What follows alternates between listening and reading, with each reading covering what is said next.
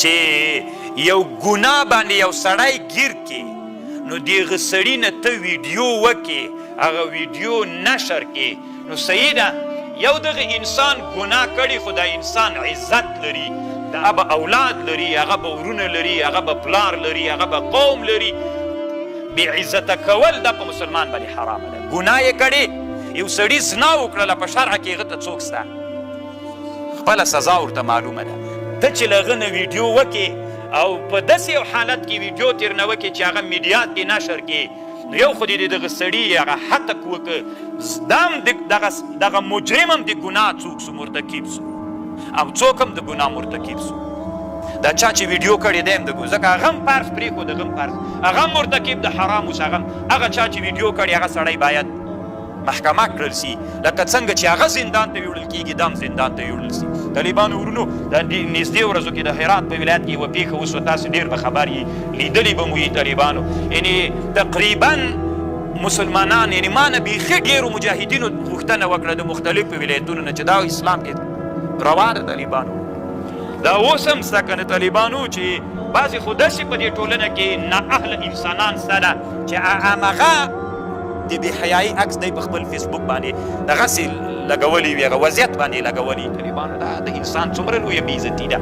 نو طالبانو ورونو صحیح ده زنا یې وکړله سړي هم زنا وکړله ښځې هم زنا وکړله بویزه د الله حکم رجم و که حد دواړه پرې باندې عملي کړه دا د الله حکم د پرې عملي کړه دا ملت په دې باندې خوشحالېږي که نه خوشحالېږي ښه اوس مثلا دا خو داسې یوه ټولنه ده د افغانستان داسې زهرجنه ټولنه ده چې په دا یوه ویډیو باندې ټول خاندان وژل کېږي که نه وژل کېږي اولاد لري هغه به ورونه لري هغه به پلار لري هغه به قوم لري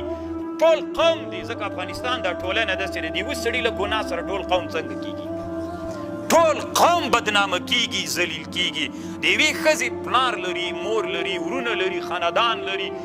دا داسې یوه ټولنه ده د افغانستان په ټولنه کې چې د دې ټولنې سره ټول انسانان په مځکه باندې ننوځي ټول قوم ته بدنامي رسېږي طالبانو ورونو نو خو لا ضرر ولا ضرار فی الاسلام اسلام کې به نه ته چاته ضرر رسوي نه به تا ته څوک ضرر رسوي تاسې ورسئ اوس که دا د هرات ولایت چې د هر ولایت خو دا پېښه هلته هغه سوې ده چې دا اوس تاسې هلته ورسئ پوښتنه وکړئ چې هغه قوم به څه رقم ته طالبان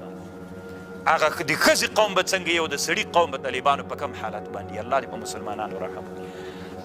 صحیح ده ګناه یې وکړه شرعه کې خپل قوانین شته ده ورته که دا هر چا دا ویډیو کړي طالبانو ورونو باید دا سړی هم محکمه سي ځکه دم قومونو د انسانانو هتک کړی ده علامه ابن حجر طالبانو دلته په الزواجر کې یو عنوان کړي چې د مسلمان هتک د مسلمان هغه عزت ماتول دا ګناه کبیره ده نو مرتکب د ګناه کبیرې ته دلته مثبت وزارت باید دوی ته هم څوک ورکړي هغه دې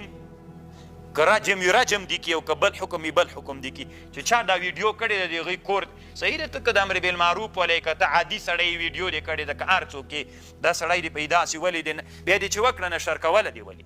ولې دا طالبانو نه تنها دلته ده دا د سره زده کوي که یو څوک مو په ګناه ولیده ګناه یې وکړله نو د ثبوت دپاره د ویډیو تېر نه وکړه ویې ساته هلته یې ور نو نشر کوې ولې دا د مسلمان بې عزتي د طالبانو د مسلمانانو بې عزتي مه کوئ هتک او د یو چا حرمت و احترام ساتل دا په اسلام ان اکرمکم عند الله اتقاکم ولقد کرمنا بني آدم ما بني آدم ډېر عزتمند پیدا کړی د عزت یې وساتیه نو طالبان